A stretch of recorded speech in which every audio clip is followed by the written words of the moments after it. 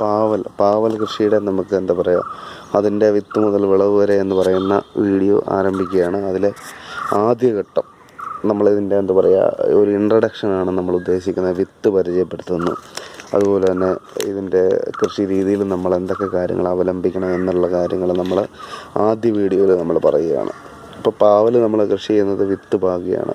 പാവൽ എന്ന് പറയുന്നത് പാവയ്ക്ക, കൈപ്പയ്ക്ക എന്നീ പേരുകളിൽ അതറിയപ്പെടും. പ്രാദേശികമായിട്ട് ഇതിനുള്ള മറ്റ് പേരുകളുണ്ടോ നമുക്കറിയില്ല. അപ്പം നമ്മൾ ഇവിടെ നമ്മുടെ നാട്ടിൽ പറയുന്നത് പാവയ്ക്ക എന്നാണ്. ചില സ്ഥലങ്ങളിൽ കൈപ്പയ്ക്ക എന്ന് പറയാറുണ്ട്. ഇപ്പം മലയാളികൾ ഏറ്റവും കൂടുതൽ ഉപയോഗിക്കുന്ന പച്ചക്കറികളിൽ ഒന്നാണ് പാവയ്ക്ക. പാവയ്ക്ക പല ഇനങ്ങളുണ്ട്. നമ്മൾ നാടൻ ഇനങ്ങളായ പ്രീതി, പ്രിയങ്ക എന്നൊക്കെ പറയുന്ന ഇനങ്ങളുണ്ട്. അതുപോലെ തന്നെ ഇപ്പോൾ ഹൈബ്രിഡ് നിങ്ങൾ കണ്ടിട്ടുണ്ടാകും, കടകളിൽ വയ്ക്കാൻ വെച്ചിരിക്കുന്ന നല്ല നീളമുള്ള അധികം വണ്ണമില്ലാത്ത പടവലം പോലെ ഇരിക്കുന്ന പാവലുകൾ, അത് കണ്ടിട്ടുണ്ടാകും. അത് ശരിക്കും ഹൈബ്രിഡ് ഇനമാണ്. അതിൻ്റെ വിത്തുകൾ ഉപയോഗിച്ച് കൃഷി ചെയ്യാനായിട്ട് നിങ്ങളാരും നിൽക്കേണ്ട. കാരണം അതിൽ നിന്നുണ്ടാകുന്ന വിളവ് വളരെ കുറവായിരിക്കും. അത് ഹൈബ്രിഡ് ആയതുകൊണ്ട് തന്നെ അതിൽ നിന്ന് 1-2 കാ മാത്രം നിങ്ങൾക്ക് ലഭിക്കുകയുള്ളൂ. അപ്പോൾ കഴിവതും നാടൻ വിത്തിനങ്ങൾ മാത്രം പാവൽ കൃഷി ചെയ്യാനായിട്ട് യൂസ് ചെയ്യുക. പ്രീതി എന്ന് പറയുന്ന ഇനമാണ്. ഇത് എന്താ പറയുക, നമ്മുടെ ഒരു നല്ല നാടൻ ഇനമാണ്. അത് അധികം എന്താ പറയുക, ഒരു ചെറിയ വെളുപ്പ് നിറമുള്ള കായ്കളാണ്, നല്ല ഉരുണ്ട കായ്കളാണ് പ്രീതി. നമുക്ക് ധൈര്യപൂർവ്വം നമുക്ക് യൂസ് ചെയ്യാവുന്ന ഒരു ഇനമാണ്. അപ്പോൾ ഇതിൻ്റെ വിത്തുകൾ നമ്മൾ നേരത്തെ പറഞ്ഞിട്ടുണ്ട്, കൃഷി വിജ്ഞാന കേന്ദ്രങ്ങളിൽ ലഭിക്കും, കൃഷിഭവനുകളിൽ ലഭിക്കും. പിന്നെ നമ്മുടെ എന്താ പറയുക, കാർഷിക സർവകലാശാല അതുപോലെയുള്ള സർക്കാർ സ്ഥാപനങ്ങൾ, അവിടെ ബന്ധപ്പെടുക, നിങ്ങൾക്ക് ലഭിക്കും. അതല്ല എങ്കിൽ ഓൺലൈനായിട്ട് ആമസോണോ ഫ്ലിപ്കാർട്ടോ പോലെയുള്ള സൈറ്റുകളിൽ. പക്ഷേ അവിടെ നമുക്ക് ലഭിക്കുന്നത് ഹൈബ്രിഡ് വിത്തിനങ്ങളായിരിക്കും, നാടൻ ഇനങ്ങളല്ല ലഭിക്കുക.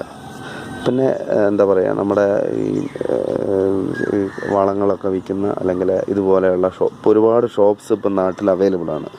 ഈ എന്താ പറയുക, ജൈവ കൃഷി സംബന്ധിച്ച പ്രൊഡക്ട്സ് വിൽക്കുന്ന വളങ്ങൾ, അതുപോലെ വിത്തിനങ്ങൾ തുടങ്ങിയൊക്കെ വിൽക്കുന്ന ഒരുപാട് കടകൾ ഇപ്പം നാട്ടിൽ അവൈലബിളാണ്. അവിടെയൊക്കെ തിരക്കി കഴിഞ്ഞാൽ പാവലിൻ്റെ വിത്ത് വളരെ എളുപ്പത്തിൽ നിങ്ങൾക്ക് ലഭിക്കാൻ സാധിക്കും. ഇവിടെ നമ്മൾ പ്രീതി എന്ന് പറയുന്ന പാവലിൻ്റെ ഇനമാണ് നമ്മളിവിടെ യൂസ് ചെയ്യുന്നത്. പാവൽ ശരിക്കും പടരുന്ന ഒരു ഇനമാണ്. അതിന് നമ്മൾ പന്തൽ ഇട്ട് കൊടുക്കണം അതിന് പടരാനായിട്ട്. അതായത് സ്റ്റേ ആവശ്യമാണ്. അങ്ങനെ പടർന്ന് ആണ് അത് വളരുന്നത്. അപ്പോൾ അതുകൊണ്ട് നമ്മൾ പാവൽ കൃഷി ചെയ്യുമ്പോൾ, ടെറസിൽ കൃഷി ചെയ്യുമ്പോൾ ഒരു ഗ്രോ ബാഗിൽ കൃഷി ചെയ്യാം. പക്ഷേ ശരിക്കും കൃത്യമായ വളപ്രയോഗം ആവശ്യമാണ്. എങ്കിലും നമ്മൾ പ്രതീക്ഷിച്ച വിളവ് നമുക്ക് ഇതിൽ നിന്ന് ലഭിക്കില്ല. അപ്പോൾ കഴിവതും എന്താ പറയുക, ഗ്രോ ബാഗിൽ നമ്മൾ ചാണകപ്പൊടി കൂടുതൽ ഫില്ല് ചെയ്യണം. അതുപോലെ തന്നെ മണ്ണിര കമ്പോസ്റ്റ് അവൈലബിൾ ആണെങ്കിൽ അത് ഫില്ല് ചെയ്യണം. അപ്പം കൃത്യമായ വളപ്രയോഗം ഗ്രോ ബാഗിൽ ഇതിന് ആവശ്യമാണ്. അപ്പം നമ്മൾ ഒരു ഗ്രോ ബാഗിൽ, വലിപ്പമുള്ള ഗ്രോ ബാഗുകൾ ഇതിനായിട്ട് യൂസ് ചെയ്യുക. ഒരു ഗ്രോ ബാഗിൽ ഒരു ചെടി എന്ന രീതിയിൽ നമുക്ക് കൃഷി ചെയ്യാവുന്നതാണ്. അപ്പം ഇതിൽ ശ്രദ്ധിക്കേണ്ട കാര്യം, പയർ അല്ലെങ്കിൽ ചീര മുളച്ച് വരുന്നത് പോലെ അതൊക്കെ ഒരു 3-4 ദിവസം കൊണ്ട് മുളച്ച് വരും. അത്രയും പെട്ടെന്ന് പാവലിൻ്റെ തൈകൾ മുളച്ച് വരില്ല. ഇതിൻ്റെ പുറന്തോട് വളരെ കട്ടിയുള്ളതാണ്. നല്ല കട്ടിയുള്ള പുറന്തോടാണ് പാവലിൻ്റെ വിത്തുകൾക്കുള്ളത്. അപ്പം നമ്മൾ നേരത്തെ പലതവണ പറഞ്ഞിട്ടുണ്ട്, വിത്തുകൾ സ്യൂഡോമോണസ് ലായനിയിൽ മുക്കി വെക്കുന്നത് അതൊരു അരമണിക്കൂർ അല്ലെങ്കിൽ 1 മണിക്കൂറാണ് നമ്മൾ പറഞ്ഞിരുന്നത്. പക്ഷേ ഈ ഒരു പാവലിൻ്റെ കേസ് വരുമ്പോൾ അത് കുറച്ചും കൂടി ദൈർഘ്യം കൂടുതൽ ആവശ്യമാണ്. ഒരു 6-8 അല്ല 1 ദിവസമോ നമുക്ക് മുക്കി വെക്കാം. അങ്ങനെ മുക്കി വെച്ചാൽ ഈ പറയുന്നത് പോലെ എന്താ പറയുക, പാവലിൻ്റെ വിത്തുകൾ കുറച്ചുകൂടി നേരത്തെ മുളയ്ക്കാൻ സഹായിക്കും. അപ്പോൾ ഇതാണ് വിത്തുകൾ. അപ്പോൾ വിത്തുകൾ തിരഞ്ഞെടുക്കുക എന്ന് പറയുന്നത് വളരെ പ്രധാനമാണ്. നമ്മൾ വീട്ടിൽ നിന്ന് വാങ്ങിക്കുന്ന ഈ ഹൈബ്രിഡ് ഇനങ്ങളുടെ വിത്തെടുത്ത് നിങ്ങൾ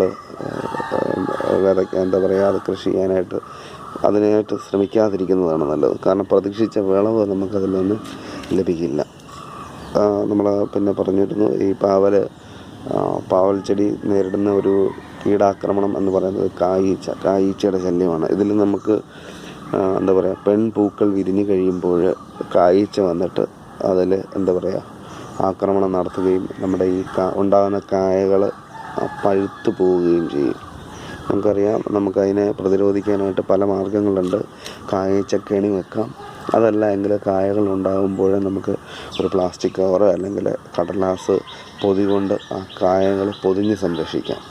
അപ്പം അതൊരു കായ്ച്ചയാണ് ഇതിനകത്ത് പ്രധാനമായിട്ടും ആക്രമണം നടത്തുന്നത്. പിന്നെ അല്ലാതെയുള്ള പല രീതിയിലുള്ള കീടാക്രമണങ്ങളും പാവൽ നേരിടാറുണ്ട്. പക്ഷേ ഏറ്റവും കൂടുതൽ കായ്ച്ചയുടെ ഉപദ്രവമാണ് പാവൽ ചെടി നേരിടുന്നത്. അപ്പം നമ്മൾ ആദ്യമായിട്ട് നമ്മൾ ഈ ഒരു വിത്ത് പരിചയപ്പെട്ടു. ഇത് നമുക്ക് നേരിട്ട് നമ്മൾ പറഞ്ഞതുപോലെ തന്നെ നേരിട്ട് സീഡിങ് ട്രേയിലോ അല്ലെങ്കിൽ നേരിട്ട്